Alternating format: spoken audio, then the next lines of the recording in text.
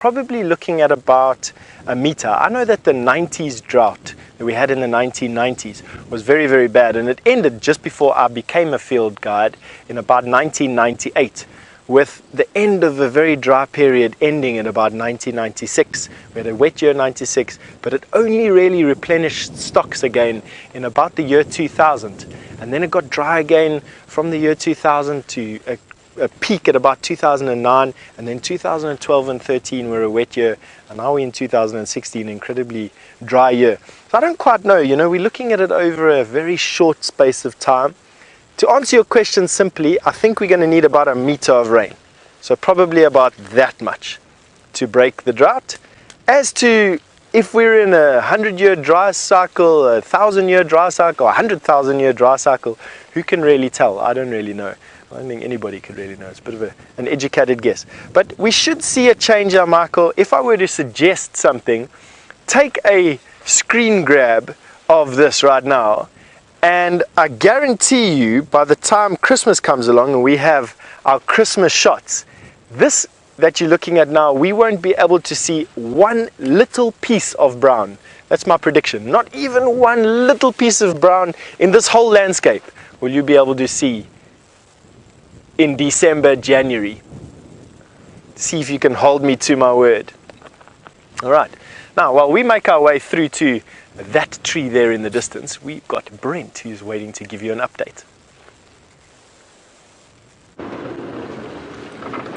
So we've circled the area where those last lioness tracks were going, and unfortunately they haven't come out of that block. So I think they're somewhere relatively close to the cubs, snoozing, maybe taking a break from being jungle gyms and biting toys.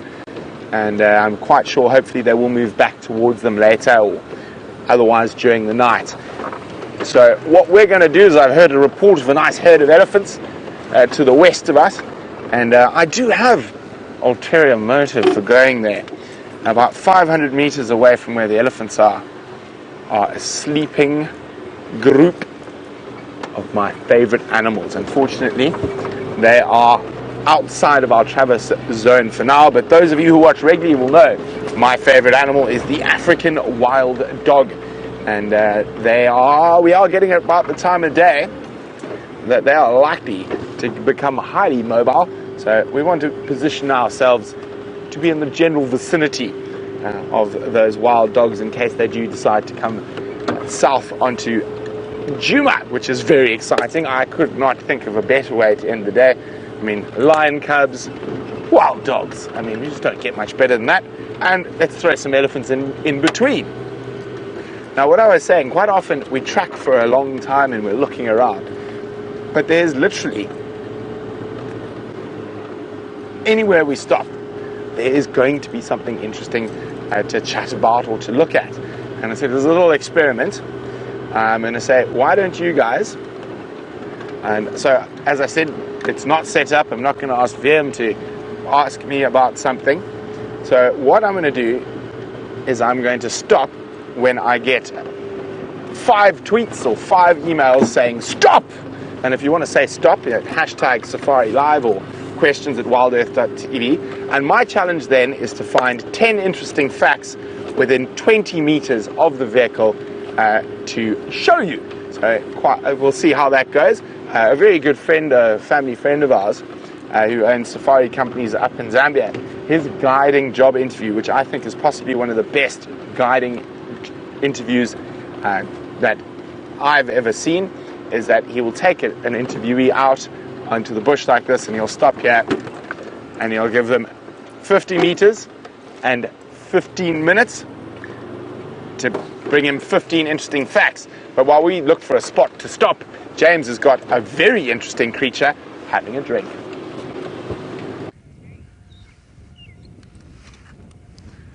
This is very cool, everybody. It was having a drink. Unfortunately, it seems to have stopped having a drink now. That's because giraffe don't drink for very long. Let's just keep an eye there. Yeah, it might go back again.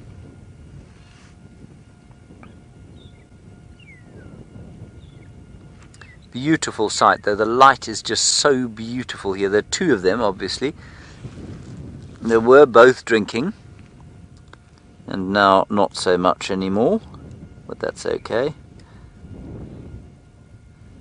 There they go together. Now those lions are somewhere, that's in Mala Mala we're looking at, everyone. So the Styx Pride went in there at some stage yesterday evening.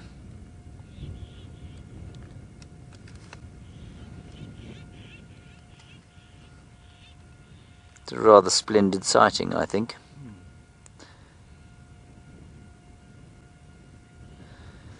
Unfortunately, they seem to be Mala Mala giraffe, which means they're not coming this way.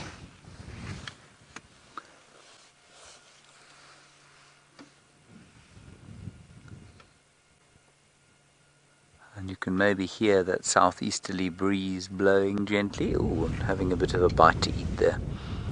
Of Acacia gerardii, the red thorn. I took quite a nice picture, Brian. I might show it to you once we've finished looking at that giraffe.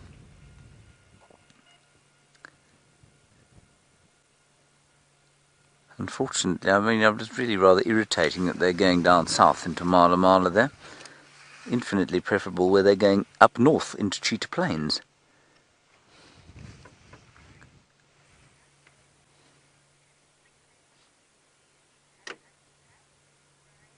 Hello, Brian. Nice to hear from you again. You are wondering about their teeth and whether they have similar kind of arrangement to elephants. Now, elephants, for those of you who don't know, get 6 sets of teeth in their life, 6 sets of molars. Eventually, that last set wears out, and the elephant will kind of starve to death. It's not a very nice way to go, but it's better than being killed by lions. Then, Brian, you want to know if any other animals have that sort of situation. No, they don't. Just about every single mammal I know of will get 2 sets of teeth, the milk teeth and the adult teeth. But I don't know of any other mammal that has the same arrangement as the elephant. That is quite extensive thicket there that's in the middle of that clearing, and I'm going to address it with my binoculars and see if I can see what tree species has formed that rather vast thicket, in which if I was a lion I would be hiding. Seems to be quite a lot of guarri and maybe some saffron.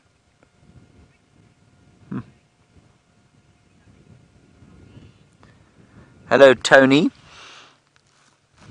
While we watch that giraffe eat and swallow into its first stomach, you want to know where the food goes from there and how many stomachs it has. Tony, it's a ruminant, so it has 4 stomachs, the names of which I cannot remember. But the first one, the food goes in and it sits upon a sort of, I guess, a liquid sludge, and then it is regurgitated into the mouth and then re-swallowed into the rumen, as far as I'm it was the first bit, the rumen. I'm not sure. Anyway, it gets swallowed, and then the real process of fermentation begins in the rumen, as far as I remember. And that's where the finely chewed particles from the second chewing go, and that's where the bacteria in the rumen digests the food, or sort of breaks it down. Then it passes through the next 2 stomachs. If I'm not mistaken, it's coming back to me, the O-mason and the abomason. And those 2 parts of the stomach, I think, absorb the nutrients that have been broken up and sort of extracted, if you like, by the bacteria that are in the rumen. That's basically how it happens. So it's exactly the same process that happens in a cow. Ah, there we go. So it's the rumen. That's the first one. So the food goes into the rumen to start with. There it sits until the giraffe is ready to re-chew its food. So when the rumen becomes full, what happens is that the giraffe will start to regurgitate. Then it will re-chew it. It will go into the reticulum after that, where the process of the fermentation takes place. And then it will go into the O-mason and the abomason, and those are the 4 chambers of the stomach. It then obviously has an intestine, a lengthy intestine, in the same way that we do, and lots of absorption that goes on there. In fact, a massive amount.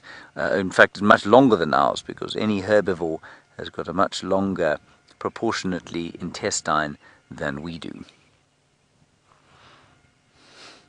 Quite astounding, in fact, how much intestine there is in a mammal, or in any animal, really. Righty, Brian, shall we move on after that delicious discussion? Ooh, and Brent has managed to find something that I've been finding very scarce of late.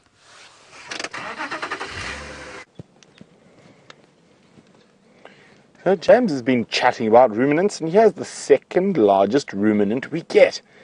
Now, I'm a bit confused, because the one who has her bottom to us is indeed a buffalo cow.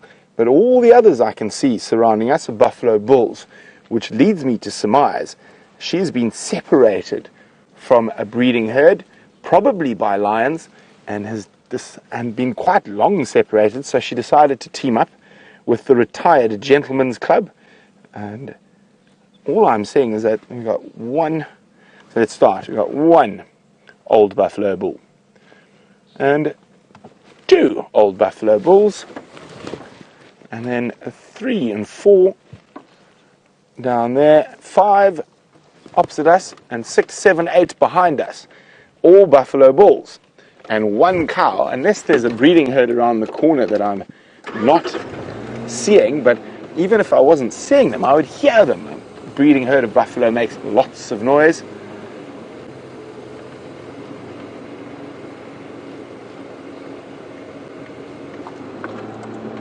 That's quite a nice looking buffalo bull there.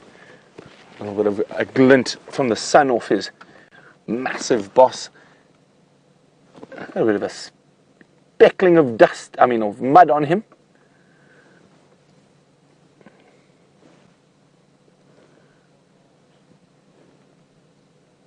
Relaxed looking buffalo. And that's probably because the Nkuhumas are far to the east at the moment, but you never know, they might come this way during the night. And they have been hunting through this area quite often in the last 2 or 3 weeks, and tending to focus on these little bachelor groups of buffalo. Now this is the area where the elephants might be around as well. So while we're sitting with the buffalo, I'm listening to see if I can hear the Ellies. Oh, what did you get a fright from? No. And keep chewing your grass. And you can see there's still quite a bit of grass in this area. It's right at the base of a seep line where all the water runs down into the little river system behind. And with that little bit of rain, there's quite a bit of flush. So the buffalo are actually munching away quite happily around here. But as it gets cooler, they're going to start leaving these areas, heading up towards the crests, the top of the hills. And on these cold nights, it's a couple of degrees warmer the higher you are in the low veld. Of course, if you're way up in the mountains, that's a very different story. But here, 50 or 60 meters might mean you're a degree or two warmer. So I'm going to keep looking for these elephants. Also, the wild dogs are just on that crest over there. So a good area to be in, especially as we're heading towards dusk, and the wild dogs are likely to get moving. Sorry, madam. She's not very perturbed with us at all. Let's see, we'll sneak around her. How's that grass? Is that good? Good, I'm happy for you. You look quite chuffed with that tuft of grass you've got at the moment.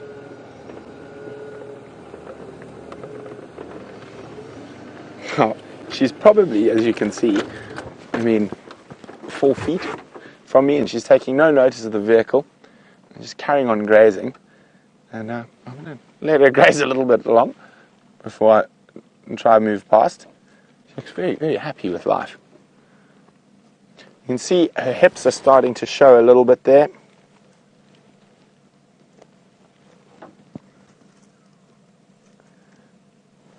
Now, Dawn, actually, if we go back to her rump, now you can see she's losing condition. See how sunken her hips are there? Now, that is a sign she is starting to lose condition. And that's to be expected in a drought. Big herds of buffalo are one of the worst affected by drought. There we go, she's going to give us a pass. Now, Dawn and Aaron are wondering, has anyone found that buffalo that escaped from the Nkuhumas? Yes, were you with Jamie? Yes, Vim and Jamie found him on Arathusa. Looking a little bit worse for wear. I didn't actually see him. How was he looking, Vim? Not too good. And hopefully he doesn't bump into that massive Elephant Plains hyena clan. There we go. Bye-bye. Bye-bye, madam.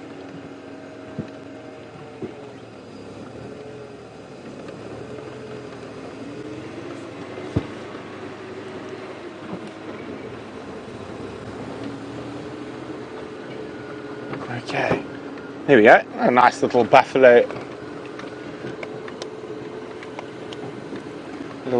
segment. Now let's go find some Ellies.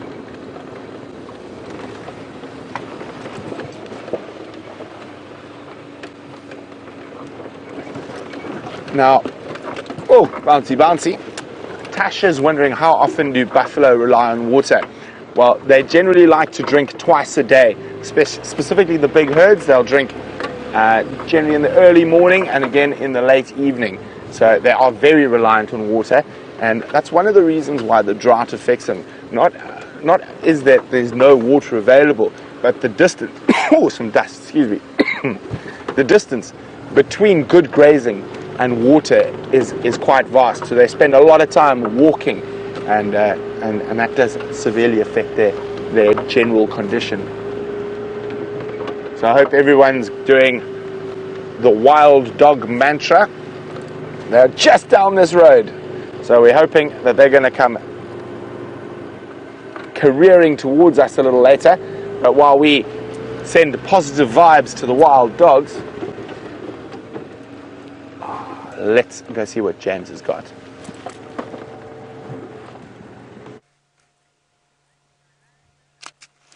We've got a lovely, lovely wide not bird's eye, what am I looking for here? Fisheye view, I guess, of this incredible sky, including that funny sort of what Brian described as an oil slick there now passing to the left-hand side of your screen. Here it is. And it was just before you came over. It really did look like an oil slick in the sky. It looked like this. You know, if you put oil on the surface of water, it reflects the light and prisms the light and breaks it up into its different components. That's what that was doing.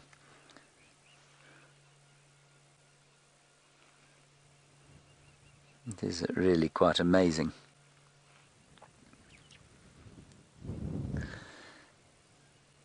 And that is not so much an oil slick as an incredible sort of array of clouds at different heights. And that's the far west, everybody. The sun setting over the Drakensberg Mountains, being blown that way by the southeasterly breeze. We've come through all the clearings. The only thing we had, of course, were those giraffe that have absconded, unfortunately, into Mela Mela. So we're now going north up the next clearings. There are some very, very angry blacksmith lapwings behind us going. They were chasing a brown snake eagle that flew off. Alrighty, here we go. It is really quite an oil slick in the sky. Now we want to peruse these clearings to see a little canid bump, perhaps, of a resting jackal. Hello Kitra in India. I'm going to answer your question once I've given Brian the opportunity to show you the moon beautifully framed by a dead knobthorn tree. You'll see that, Brian. You'll say artistic. There we are. See how I stopped there, Brian, so that it would be held in the fork of that tree. Wonderful. Yes, thank you so much. Kitra, you're wondering why we don't see more in the way of cheetah. Well, it's just because the habitat is not ideal, Kitra. It's woodland, largely. We do see cheetah on cheetah plains relatively regularly, actually. There are two male cheetahs that come up and through these clearings into Torchwood and then into the clearings on Buffelshoek, and then they sort of turn around and come back down. There have been female cheetahs and cubs seen. Somebody posted the other day on my Twitter account. Thank you very much for that. I forget who it was exactly, because we often get asked if we see female cheetah at all. But largely, Djuma and Arathusa and much of Cheetah Plains is suboptimal habitat for cheetah. Cheetah like these big open areas, but if they were to just live in these open areas that are on Cheetah Plains, of course there'd be nothing for them to eat, because everything would just disappear. The moon is moving remarkably quickly. Isn't that amazing? You can see it moving, everyone. That is not the camera moving, it is the moon moving that you're watching. See how it's moved away from the stick? How cool is that? Brian is not moving the camera, so if you think maybe we're playing a trick on you, Brian has no ability to move the camera up or down. And look at the length of the stick, it's remaining entirely the same. And see how the moon is disappearing to the top of the frame. That is quite astounding. One is mesmerized by the slowness of it. I suppose eventually it would become a little bit like watching paint dry. Maybe not. Maybe not. You think better than that? Watch it now, everybody. It probably won't be quite as good that we aren't zoomed in. But you can still see it. Yeah. It's amazing. Alright, one of the most important things we've done today, of course, has been to observe the carving and whittling skills of Stefan Winterboer, and I personally am fascinated to know how the progress of his spoon is going. Let's go and find out. I detected some cynicism there in James Henry's voice. My spoon is actually coming along quite nicely. There it is there.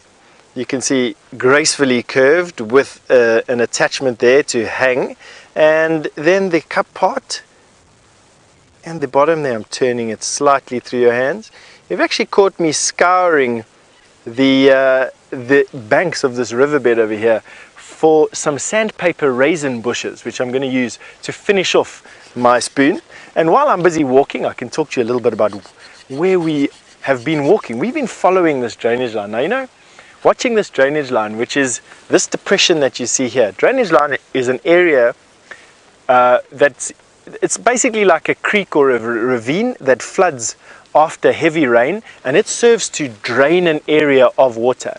Now I know where the birthplace of this water is, and it's literally probably in the direction of the sun, on the horizon. So where you can see the horizon, this is where this creek was born.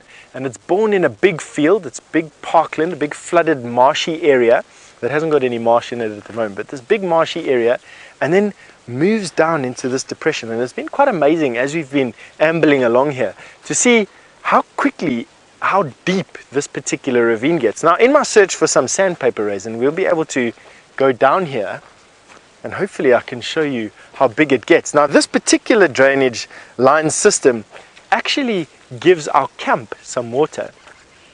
A little bit further down, probably about another 200 or 300 yards or so, is Philemon's Dip. Now for those of you who've been watching our program for a long time, you would have noticed that there is a pump house at Philemon's Dip, which thankfully now has a solar pump on and not that noisy, clattery listed diesel engine that we had there for so many years, making that awful thudding noise throughout Game Drive.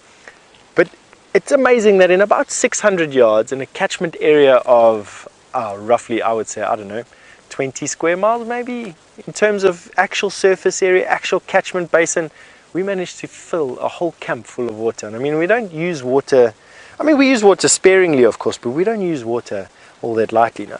Have a look at this, it's quite interesting here. We've got a story here.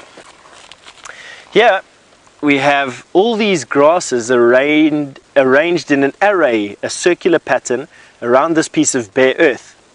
Now this piece of bare earth is actually the entrance burrow to a termite colony. There you can see they've mudded the termite colony up.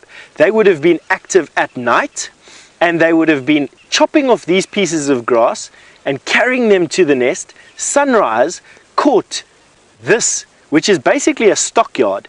Termites would have been going from all over the place, carrying bits and pieces of grass to here. they would have left them here and carried on again, and other termites would have come out, picked up the grass and carried them down. So sun, dawn caught these termites.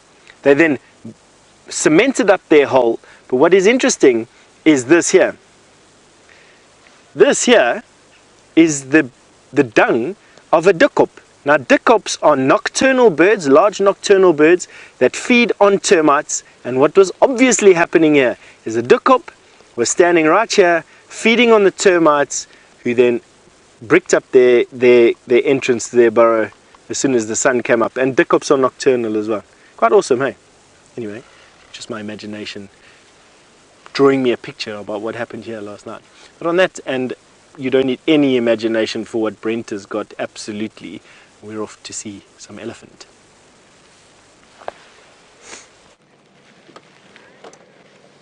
So we were hoping for some elephant. We've made our way towards Sydney's waterhole. And we've got not one, but two. And we've got a big adult bull on the right. We are heading down towards the end of winter.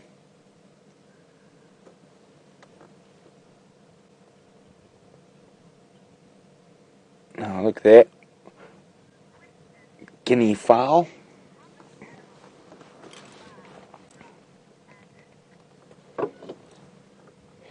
Now, guinea fowl, there's quite a big flock of them spread out through here, but they're all over, all the way, spreading from about there all the way to those two we just saw. And I do love their little calls. Now, in the dry season, they form flocks, sometimes flocks of up to. Oh, there we go. Yes, it is Mr. Hole in the Ear. I recognize the short right tusk, long left. So the guinea fowls, as I said, can form flocks on the high veld of South Africa up to a 500 or 600. In the low velds, we don't normally get more than about 50 to 100 in flocks.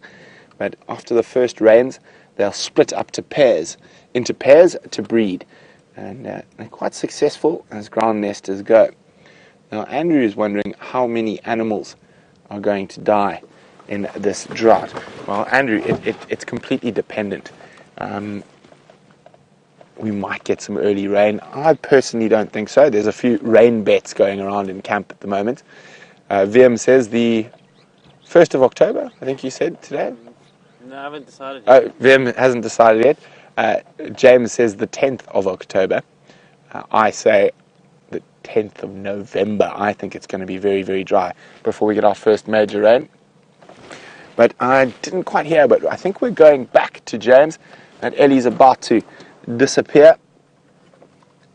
And while that Ellie walks off towards the Manuletti Reserve, Mr. Hole in the Ear, James has got the largest spiral-horned antelope we get here.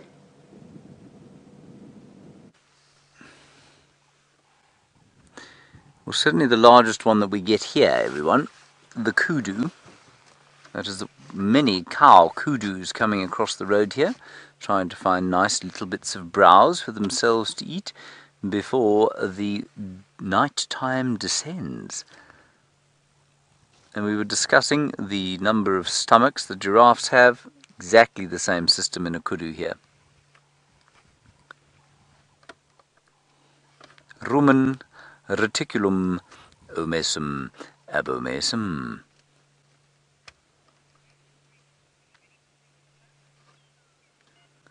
This is a really beautiful sighting, every one of that kudu cow. Isn't she lovely? She's eating some jackal... No, she's not. She's eating some Combretum herreroense, the russet bush willow.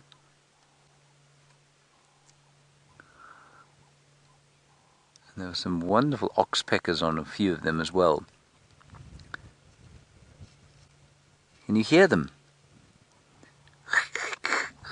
Pulling the leaves off.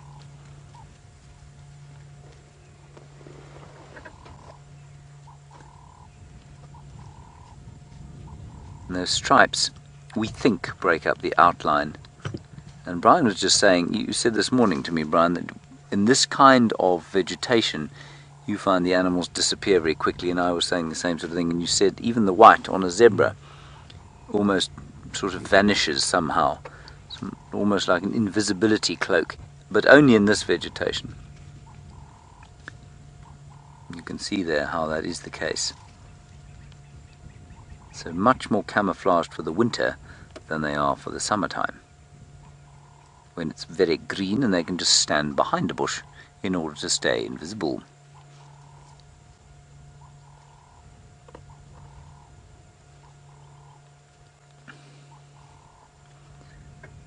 And in the background, the ring-necked dove going.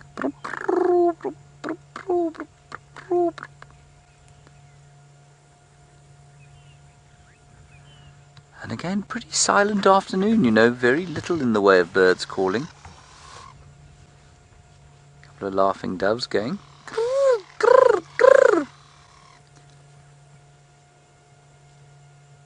But otherwise all rather quiet on the eastern front.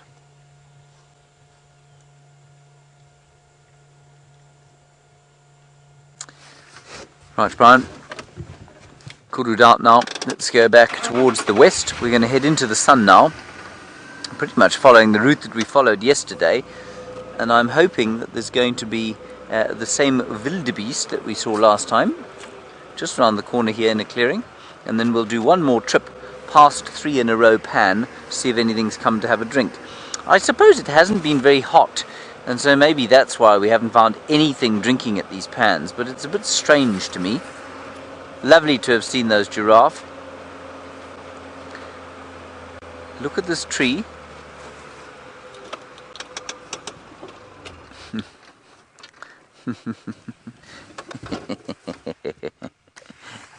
Hello, Gracie, who is about to have a day that is going to change you from being Gracie aged 8 to Gracie aged 9. That's very soon, Gracie. I hope you're being very good so that when the change does occur, you receive many gifts.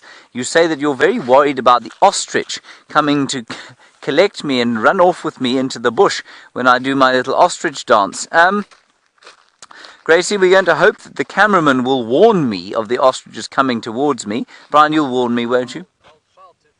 You see, they'll shoot, and then I'll get up and quickly get in the car again. Now, this tree has been absolutely savaged, and what I would like you to take note of is the heartwood, which is that lovely red colour, and then the outer wood, which is a sort of paler ivory sort of colour.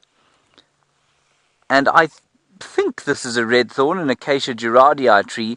But what's interesting is that, I mean, I couldn't get into that heartwood if I wanted to because of all the thorns. An elephant's skin is so tough that it's able to walk into this and feed on whatever it is that it wanted to feed on and then get out again. There are some vicious, vicious thorns. And an elephant is just unaffected by them.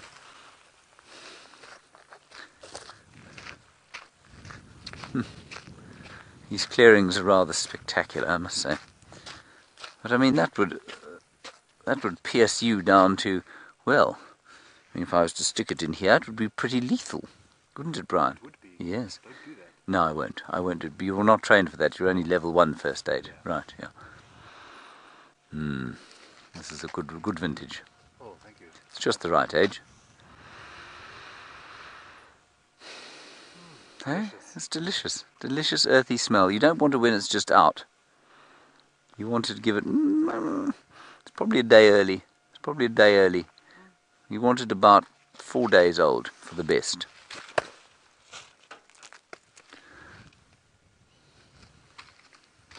You will see that, everybody. Did you see that? Brian threw dung at my face. In your general direction? No. No, Brian. It would have hit me in the face. And then you would have laughed, and so would everybody have laughed at the fact that there was dung in my face. I bet Gracie wouldn't have laughed. She'd been very cross with you. Okay, let's go across to Steph and get an update on his carving. Thanks, James. My carving's going fine. My spoon is achieving a silky luster and a sheen that I just need to get going on my... It is a yogurt spoon for those of you that have just been joining us. So it isn't a soup ladle. It's a very elegant yogurt spoon that I've made throughout the day. All right. Now, Andrew's asked me, is there a specific tree to make a bowl out of? And it's exactly the same tree. The apple leaf tree are fantastic trees to make some kitchen utensils from, mainly because of their silky smoothness and their lack of splintering that they have. I'm rubbing it on my lips and not a splinter inside, until I burst into tears after the camera's off me. But anyway, we've got such a beautiful sunset going on. I just thought that we'd share it. We're standing in a pretty open area where we are at the moment, and for no other reason than just that giving us a bit of a vista. Have a look at the beautiful colors that we've got going through the bush at the moment. Purples from the clouds and the whites, and then this golden light coming from the setting sun. That front that passed through this morning has given everything such a soft light and such a soft, beautiful sort of, I don't know, it's just a very nice afternoon. I've just had a fantastic stroll here through the bush with Xander. And why we actually came through here, apart from just admiring the view, is because this stump caught my eye. There's a stump here of a variable bush willow that has been elephanted. And what is quite nice about these variable bush willows is that old stumps like this have these hollow cavities in. And these hollow cavities are quite often the homes of some fantastic creatures. And I want to see if I can uncover one of these homes for us to have a look at without getting puff-added in the face. Oh, hang on. I think I was probably a little bit over-enthusiastic there. But in any case, we can have a look for another one. That was fairly embarrassing, eh? And I didn't have my spinach there today. All right, let's carry on up here. Oh, look at what these elephants are doing. Now, combretums are elephant-proof to a degree. While this look may like wanton destruction that you're seeing in front of us here, it's actually just nothing more than coppicing. Let me explain coppicing. Coppicing is what happens when a tree is broken off and then it splits into two. And then it's broken off again and it splits into 4 or into 6 or into 8. And that's exactly what's happened here. This tree is fairly old, but every single dry season, elephant come along, and what they do is they coppice the tree. They break it off at this level. They also break it off at this level. And every year more and more branches go. And to a degree, I actually feel that elephant probably farm trees like this. I know they do it to roundleaf bloodwood, and they absolutely do it to these variable bush willows in this area. They don't kill the tree. The tree is relatively resistant to this type of feeding. And I think they do it because every dry season they come along and they get these sort of bite-sized chunks of wood. Now, what I mean by bite-sized chunk of wood, this is one. This is a piece of bark, or this is a piece of wood that has gone through an elephant's mouth, this side. And he's basically rotated it through his mouth to eat off the cambium layer, which is what you see over there. It is the bark and the inner bark of the tree.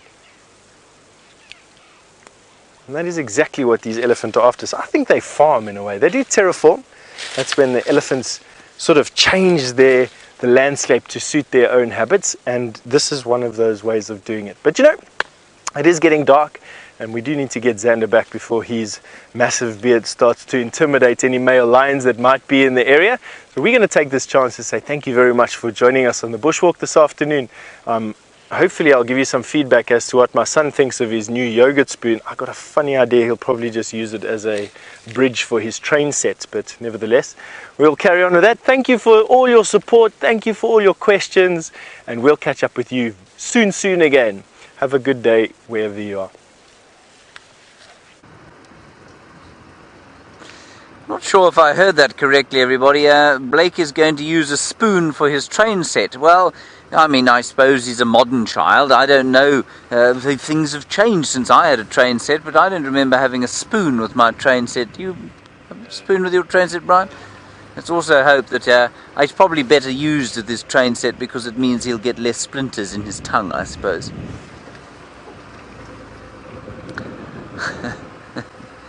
That was a rather good look at the sun, everyone. We're going to just go up to the pans here, have one last look, and then we'll start heading west for home. Westering home with a song in the air. A Scottish song, that one, Brian. That's why I'm talking like this. Yes. Well, it's an Edinburgh one, yes. I mean, there are various ones. Of course, to someone from Edinburgh, I just sound like a total idiot.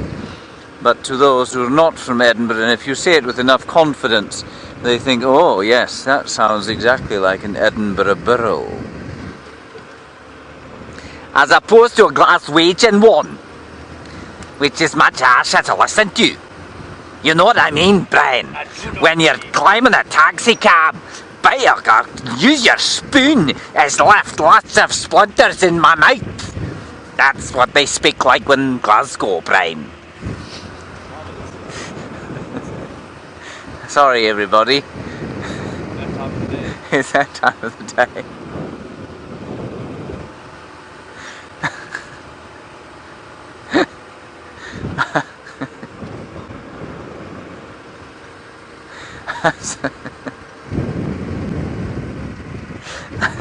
I feel I lost control slightly there. There's nothing having a drink here. There probably were great herds of things until they heard Billy Connolly, aged 10, coming along here, and they thought, to hell with this, we're out of here. Let's have one more look at the sun. Oh. The worst part is that I'm sorely tempted to do it again, and I have to keep stopping myself.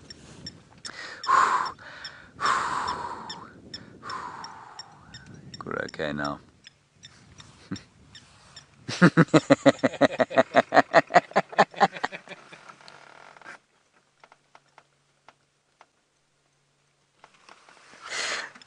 A question from a new viewer called Apollo Above. And he just asked, what is he watching? Apollo Above, astounding time for you to have joined us. I must apologise, I don't always talk in a stupid accent. You're watching something called Safari Live, Apollo Above. You're looking at the African sunset going down live over the western horizon. We're in the northeast corner of South Africa. We're nowhere near Glasgow or Edinburgh. And we've just had a wonderful game drive. We've been seeing bits and pieces, nothing major out here. Some impala and kudu and nyala and giraffe. And now a spectacular African sunrise. Apollo Above, I apologise profusely that your first experience was of possibly the greatest idiot in the Lowveld, that being me. Let's have a look over there at a blacksmith lapwing. And it's making the tinking sound that gave it its name. Apparently that sounds like a blacksmith hitting an anvil. Now, believe it or not, I've known blacksmiths in my time. These days they're called farriers. That's a very, very small hammer he has, if that's what he sounds like. Anyway, it's quite a nice name. Isn't he a special bird? Brent had an amazing sighting of them, I think. Was it this afternoon? It was this afternoon. Of blacksmith lapwing with little chicks. So I wonder if there are some around here. They're just talking to each other before the last embers of the day fade, and they'll go and find a secret spot on the ground to sleep. Now, unlike that crested barbet we saw, they cannot perch, these birds. They have to sit on the ground. They do not have a back toe. So they've only got 3 front toes, which means they cannot perch on a branch, which I think is quite interesting. I'd feel rather hard done by if I was a bird and I had to spend the night on the ground and I wasn't able to perch somewhere safe. That's probably why they're shouting, Brian. Yeah. Ooh, and there's the call. Just watch in front there. If you go wide, Brian, maybe we'll see it fly up. That's the call of the red-crested korhaan, and they do the suicide display, just not today. Sorry about that. Right, there's the sun set again. It's almost gone now, isn't it, Brian? It is really quite special. Let's stop and have a look, another look, by way of apology to Apollo Above for the fact that his first experience of Safari Live was the greatest idiot in the Lowveld.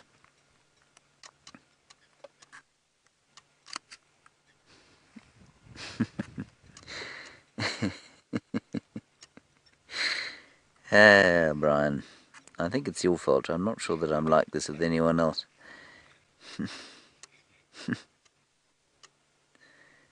They'll just be shocked in final control. They'll be unable. In fact, we're not even hearing anything from them at the moment. They're just too shocked. I think they've probably left. But that is a beautiful, beautiful picture.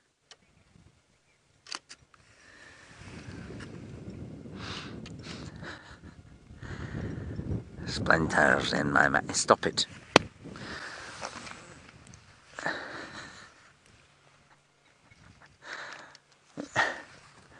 Alrighty, let's move on from here.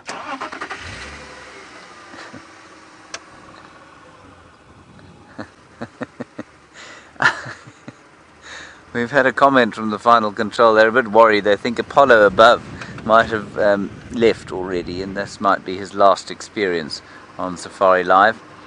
I'm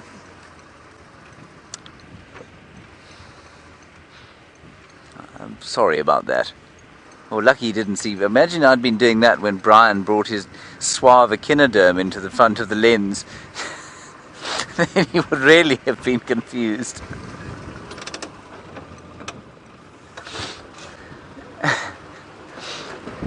Well, not many places you can... Apollo above is back. Good, Apollo above. Very nice. Thank you for telling us that we hadn't chased you away within 5 minutes. Stay with us. There will be animals at some stage, I promise. Marvellous. Steffi has now gone home to whittle away his spoon, and I'm sure Brent will be scouring the landscape, perhaps for a leopard. But this sunset that we're driving into now is just too special. And it's cut up and sliced and beautifully sort of, I'm not finding the correct verb here. It's being, what does a prism do, Brian? It's, well, no, not quite. I don't know. Never mind. It's very lovely. We get to do this every day. So Apollo above, stick with us. You can see the sun set in the evenings as we're doing now, or you can watch the sun rise in the mornings. Oh, this just gets better and better.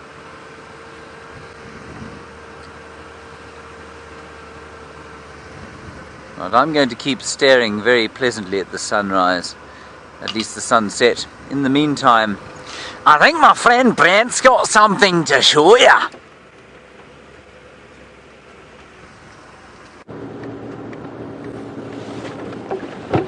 Now, the wild dogs apparently have very fat bellies and are not looking like they're going to move anytime soon.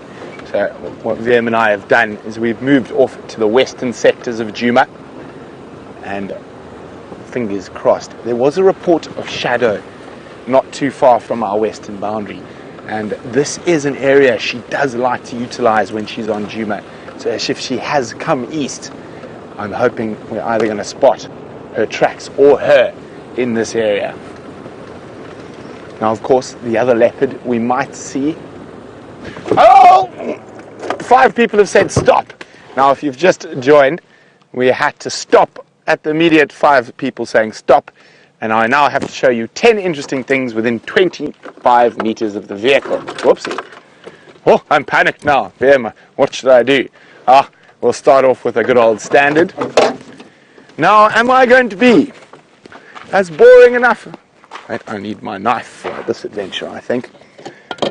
Am I going to be as boring as can be and do something that every safari guide does and talk about how the guarri bush can be used as a toothbrush? I'm not. We're going to go a little bit more in depth into guarri bushes. So give me a second while I get myself a reasonable piece of guarri, because we need something a bit bigger, because we're not making a toothbrush, but we are indeed making something. And see how strong these bushes are and how easy an elephant makes it look. Aha! So we have a decent sized piece of guarri bush. Now, the scientific name for the the magic guarri, which I'm holding in my hands here, is Euclea divinorum. So we just remove some of the smaller branches. We're not going to do it like an elephant with my teeth. We're going to need that one, so we'll just chip there. And we're not going to need that one. So, well, that is a bit long. I'm going to have to saw. It's a bit long. I think it's going to be a bit too, let me try break it first. It's going to be a bit too bottom heavy for what I need it for. So there we go. I have a device. Now, I wonder what this device is for. In this area, it's not really going to work too well. But the scientific name for a guarri is Euclea divinorum, and it is used for water divining. So let's see if we can find some underground water. So theoretically, as I walk over a patch of underground water, the stick should start pulling to the ground. Now, I have seen people do this, and I've seen people drill boreholes on that, and it works perfectly well. This is a bit of a bad area, because where all the guarris are growing, we know there's underground water. But there we go. Interesting fact number one, Euclea divinorum, the water divining stick. Okay. What else have we got? Oh, see, it's so tempting to go into the safari guide cliches, the toothbrush and the spirit transfer of the buffalo thorn, but it's not often, and especially not now. Oh, how brave am I feeling to get inside? No, am I feeling that brave? I am. Oh, and I didn't get hooked. Now, of course, the buffalo thorn is actually a good source of food. You can use it in your salads, although I wouldn't recommend eating them in a drought. There's almost no joy or moisture in that. There we go. Fact number 2. Fact number 3. Aha. This tiny little plant here. How's that, Film? Can you see it nicely? Okay. This is a little flower. It doesn't have any flowers at the moment. It's only got the dead sort of stalks from last year, or flower casings from last year, which are now seeds, of course. So if I bring that, just the seeds a bit closer to you, you can see, where should I put them? Let's put them up here, where you can see them a bit better. Now, they break up into these tiny little capsules that have got just the most tiny bit of fluff, but enough, even if I blow very softly, to catch the wind. I don't want to blow them all away. There we go. There you can see that nice fluffy, little capsule which the seed is encapsulated in. Now, so these seeds are used as wind dispersal. Now, the more interesting thing about the little plant that doesn't have an English name, it's called Waltharia indica, and it's actually quite noxious. So it holds hydrogen cyanide, which is obviously very poisonous. And the acrea butterflies, which is my favorite family of butterflies, when they're a caterpillar, their host species that the adult butterflies lay their eggs on, so the first thing they eat as they emerge is the Waltharia indica. So that's what makes the adult acreas poisonous, when the babies eat the leaves of this plant that has hydrogen cyanide. Okay, well how many facts are we on? Them 3. You've lost count already, huh? Them supposed to be helping me. Oh, see, now I've already heard Steph's already done the gall wasp, so I can't do that. But we have got a silver cluster leaf, or a terminalia. Now, very, very high in tannins, has slight antiseptic properties. So one thing you can do is you can use it over a wound, especially if you get enough of them. You grind it up, and it's a nice poultice over the wound. It doesn't actually help too much, but it does numb that area where there's pain. Now, quite a few baby animals, especially elephants and giraffe, when they're teething, will chew on that to numb their gums while their next set of teeth are coming through. What's that? 4.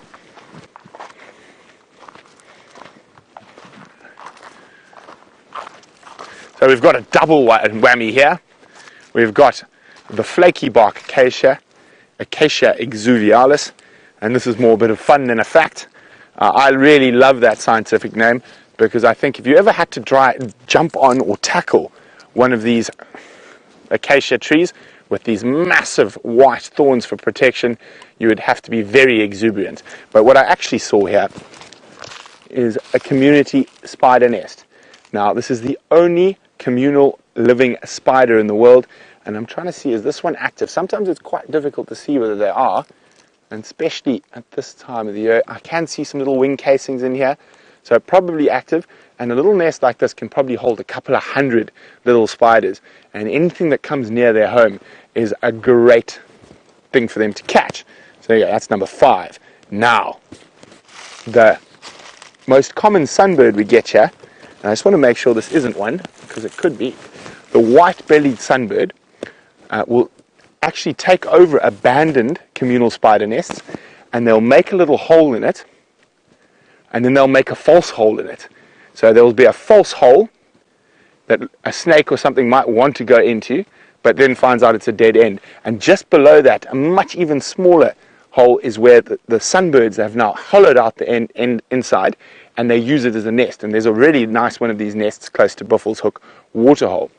And it's number 6. Now, still, the community spider is the gift that keeps giving. Now, certain of your small flycatcher species, in particular, chin spot batis, will collect the web or the silk from here, and they will use that to stick on their little bucket nests to keep everything together, and then they'll also stick lichen, leaves, and whatnot to camouflage their nests. Number 7. Okay. Oof.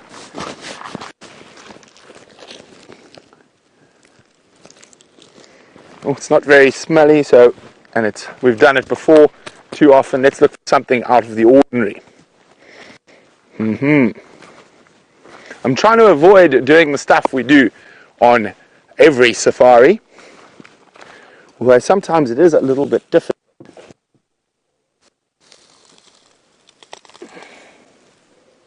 Ugh.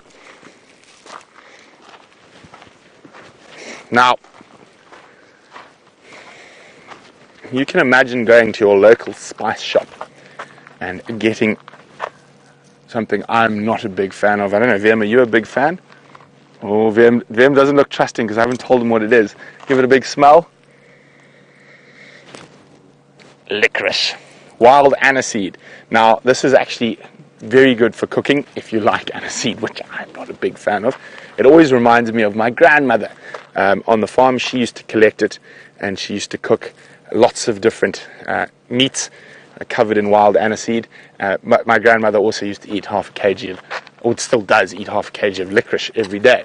Number 8, 2 more to go.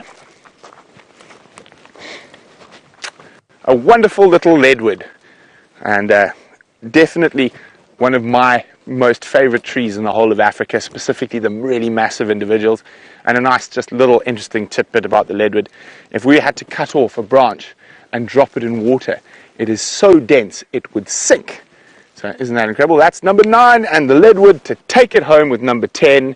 And it is also, if you run out of toothpaste while you're in the bush, you can grab the guarri bush as your toothbrush, and if you burn any leadwood branches, it's got an incredibly high lime content, which is very good for your teeth, and so it was traditionally used as toothpaste out in the African bush. So there we go. I think we're going to continue this random stop on tomorrow's sunrise safari and sunset safari. It's quite fun, and it makes us look a little bit closer than always looking for the big hairies and scaries. So thank you very much for putting up with, or telling me when to stop. And you guys actually chose quite a good spot, because this is quite a difficult spot. There's not that much around here, but as I say, if you look carefully, I'm pretty sure we could spend another half an hour scrounging around for interesting things to talk about in this area. But let's keep looking. One of the nice things that it did also give me the opportunity to use my ears. While I was wandering around, I was listening for any alarm calls that might lead us to a large predator.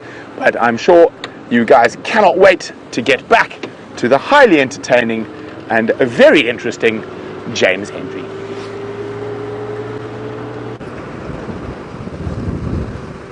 Hello again, everyone. I'm not going to be very interesting now because I found something that I do not know how to identify. So I wondered, the first few drives that I ever did at Wild Earth, I had the impossibly hard tree quiz, which was never impossibly hard for anybody. And so I'm hoping one of our viewers might be able to tell me what this is. I cannot find it in a book. I will turn it around for you so that you may see the back end of it. And it grows in a fairly thick bush. You can imagine this sort of magnified. And so if you know what that is, please let me know. Now you might lose signal through here, but we will pick you up on the other side. Sometimes it works, sometimes it don't work. I'm going to go quickly now, Brian. You ready?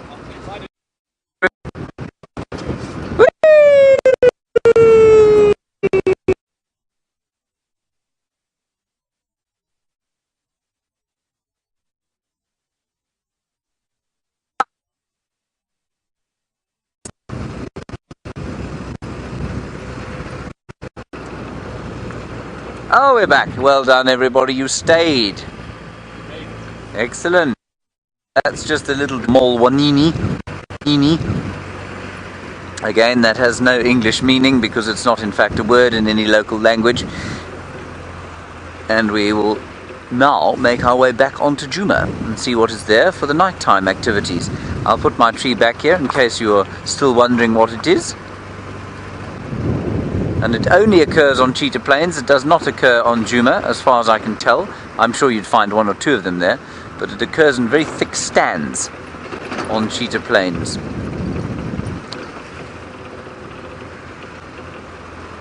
Very nice.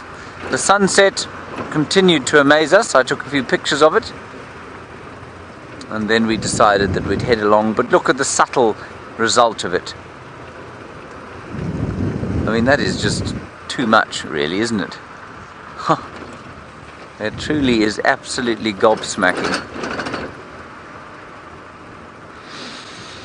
Now take a deep breath in, everyone. Now let it out.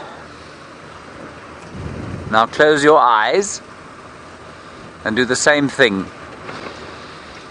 And what you can smell is a subtle potato smell from the potato bush. A very subtle touch of smoke in the air. You can smell the freshness of the cold front that moved through this morning, so there's a bit of moisture on it. And obviously the dust and the dry, slightly cinnamon scented flavour, if you like, of the combretum leaves that are lying on the ground all around us. Just delightful. And as we drive past Chitra Lodge, we've just gone past there now, the smell of a wood fire. And of course that is the most comforting smell in the world, I think, at this time of the day. It means you're going home to a comforting smelling wood fire in winter, and in Africa especially, well, what better way to end the day than around a fire, telling tall stories, the truth and veracity of which can never be verified. Let's just wave at these people in a friendly manner. Hello. That fellow seemed to be carrying a puppy. Did you see that, Brian? Yes. Some kind of pointing dog. Yes.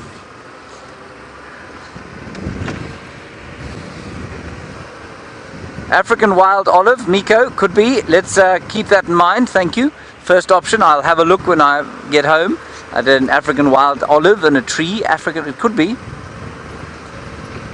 Yeah, let's have a look. Does look like olive leaves, I must confess. Maybe it's an African wild olive. Thank you, Miko. Anybody else have an idea? Come on, Raisa in Finland. Jeffrey, Texas. Book Diva, you've solved the mystery for us. Thank you very much. You say it is Brian, eh? A branch. Well done, Book Diva. You are a rare find amongst dendrologists. Fantastic stuff. And we'll probably just throw it away now that we know it's a branch. Thank you. Thank you very much. I think that's the correct term, isn't it? A dendrologist?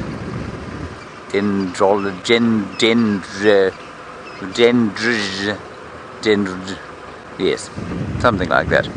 We're now going through the valley of the great Mwamati, the fighting waters.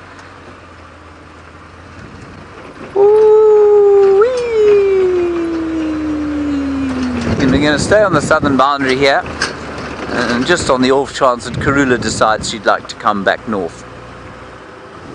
We put some light on the situation. It is now getting dark. Always a good idea when you come past an area like this to look into a clearing such as this one, because in such a clearing you might find a female leopard and her little babies setting out for the night's forage. I know, Paul, it's very distressing to me as well. You say you haven't seen Karula's cubs for over a week and they must be getting very big. Well, I think they are.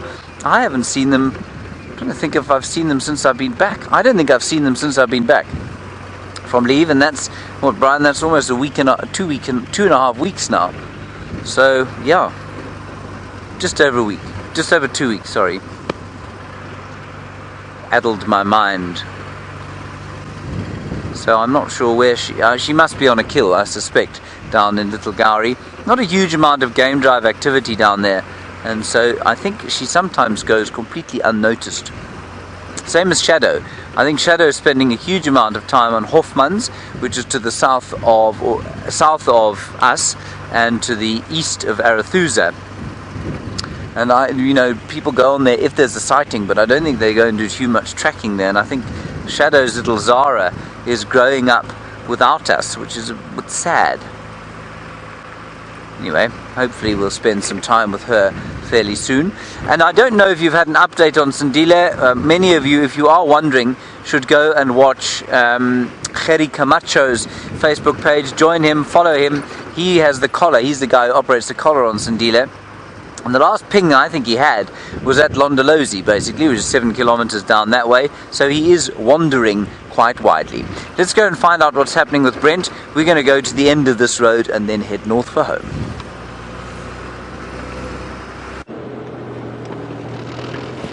We're still in search of any possibility of actually any creatures. Now, I am sort of meandering through this area because it is part of a female leopard called Shadow's territory. And her tracks were seen not too far to the west of us on the sunrise safari. So I'm hoping that there's a slight possibility she might meander to the east and onto Djuma. But so far, no luck with any of the tracks. But it is just the most magic, all of you with us. And also remember, if you do have any questions, ponderings or comments, please let us know. Hashtag Safari Live on Twitter or questions@WildEarth.tv. And also remember, we'd love to hear where in the world you are from. So even if you're just letting to know, say, hi, it's Jendo in Uzbekistan. We'd love to hear from you.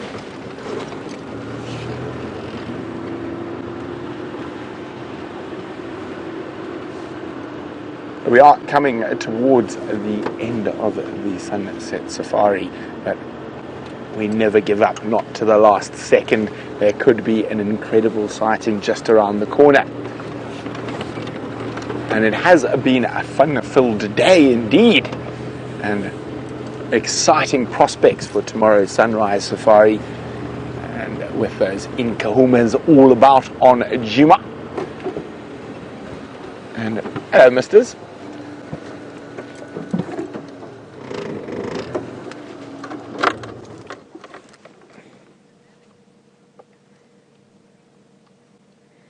A nice little bachelor group of impala. Oh, not such a bachelor. There's a single female. So that means there's probably a few more. Now, during the rutting season, you will be very unlikely to see a female amongst a bunch of young bucks. She'll be escorted into a harem by one of the dominant rams. But outside of their breeding season, the rams are not nearly as defensive of the females, and you'll often find mixed female and male herds. Hi, Leslie, who's in sunny California. Leslie would like to know if the Nkuhuma ladies are out hunting and the Birminghams happen to come across those little lion cubs, what would happen? It's very difficult to say for sure. More than likely, I'm 95% sure that nothing much would happen. They have met 5 of those cubs before, and I'm pretty sure they will have some sort of inkling from the scent of all the females around that those are more than likely their offspring. But you never know with lions, and particularly with male lions. And as I said, I've seen male lions eat their own cubs on quite a few different occasions. But hopefully the Birminghams don't do that, and hopefully all those little cubs make it through to adulthood. That would be absolutely incredible.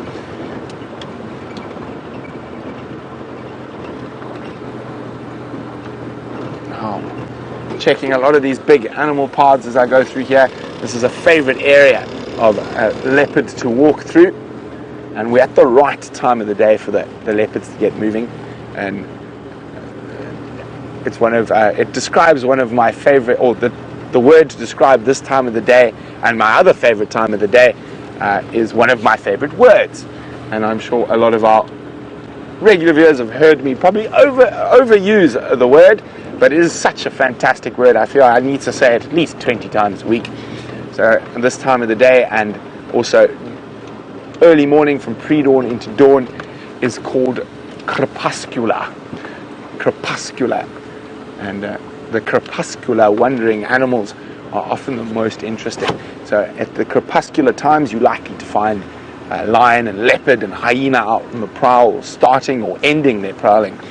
But with some of the other predators like wild dogs and cheetah, it is their favorite time of the day to hunt. And the crepuscular. I'll say one more time, then I'll stop, I promise. Crepuscular.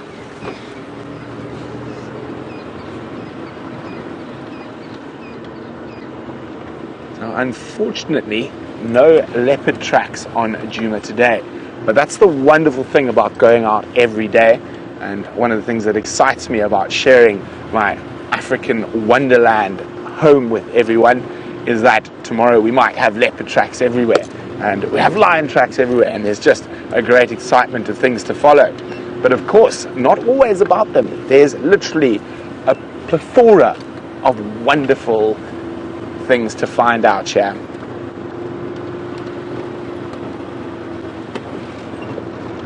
I'm sorry, I had a Game Drive channel blaring there in my ear.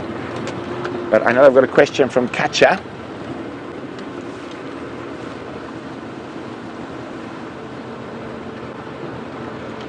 Now, on the sunrise safari, I mentioned something about the genetic strength, and that's the passing on of genetic code. And lions and leopards have different strategies for the strongest passing on of the genetic code. And Katja has just asked me to explain that a little bit better. So if we look at leopards first, the strength of that female's genetics and the biggest chance for those genetics to be passed on is through the males. So they take longer to care for the males. Female leopards are generally independent as early as a year, but normally by a year and a half they're completely independent from mom. Although young boys like to hang around for sometimes up to 3 years. So, and the reason for that is that female leopard, her genetics will disperse with that male and will be able to mate and spread those genes much further. Now, lions have a completely different strategy because they're a social animal. And if you look at social predators, and the 2 large social predators in particular that we get out here, which is of course the hyenas and the lions, their genetic strength is held within the females. Now, there is obviously dispersal of the males, but for the best chance for their genetics to be passed on, being a social animal, and generally all the females in a lion pride in particular, more so than hyenas, are related. So there's that collective genetic knowledge. So the pride surviving above and beyond is the longest, the way for that lineage of genetics to last the longest. With the female leopard, she does ensure there's a good start for her female offspring. Sometimes, not all the time, generally a female leopard will sequester a core part of her territory to one of her female daughters, but not always. For that female leopard, her genetics are going to go further, being a solitary animal with the males, whereas the lioness, their genetic pool is stronger within a group of related females. I hope that makes sense, Katja, a bit more sense. If not, feel free to ask me again, and I'll try explain it in a different way. And if any of you out there are wondering how Katja got that question through to me, it's by using the hashtag SafariLive on Twitter, or sending an email to questions@wildearth.tv.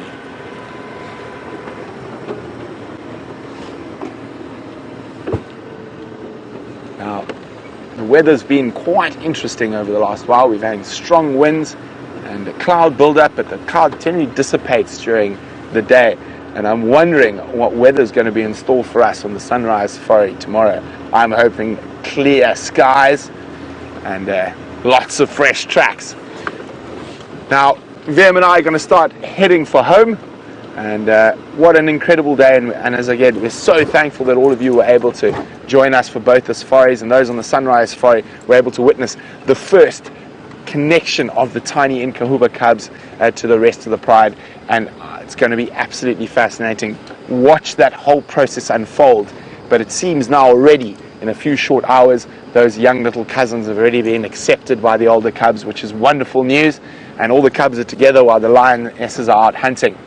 But we can't wait to show you what's out and about on the Sunrise Safari, but I know James is just waiting to say he can say his goodbyes as well, so we'll see you soon.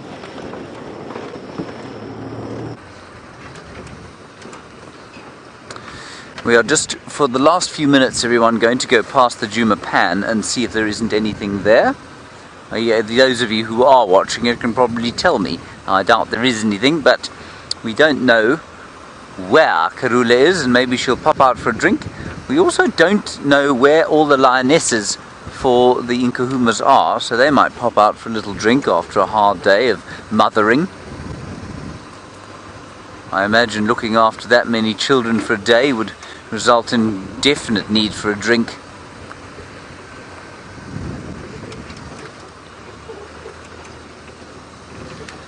Hello Martin in the Netherlands, thank you very much for getting hold of us. You say this is your first time watching and you will watch again. That is a relief, because of course Apollo above tuned in at a very wrong time when I was being ridiculous, and I'm very glad, Martin, that we haven't managed to put you off either.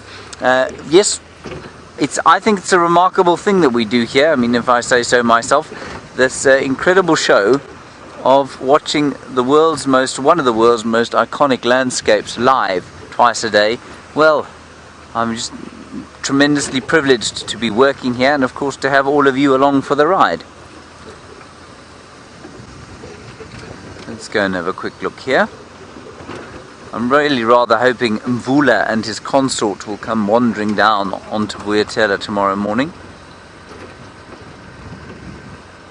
I suppose they may or may not, depending on how much of their impalas they finish.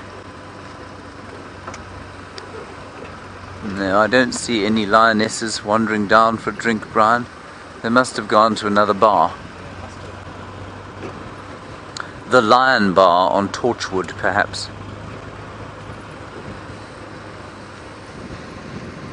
Right, let's go up onto quarantine clearings. We'll give you a quick last look at the moon before we say goodbye. And for those of you who are new viewers, there's a Nyala, panicked. Bye-bye. Don't worry. Just remember, we do this, of course, twice a day. 3 hours in the morning, 6 to 9. 3 hours in the afternoon, at least 3 to 6. That's why we're about to finish now.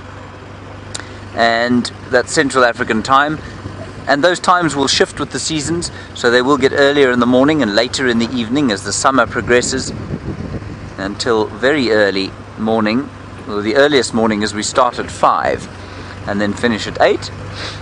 And in the evenings we'll start at 4 and finish at 7. But that will only be in the midsummer. Right, we're on to these clearings called Quarantine, but that's the story for another day, and we'll just get into a position where we can have one last look at the moon. There it is, Brian.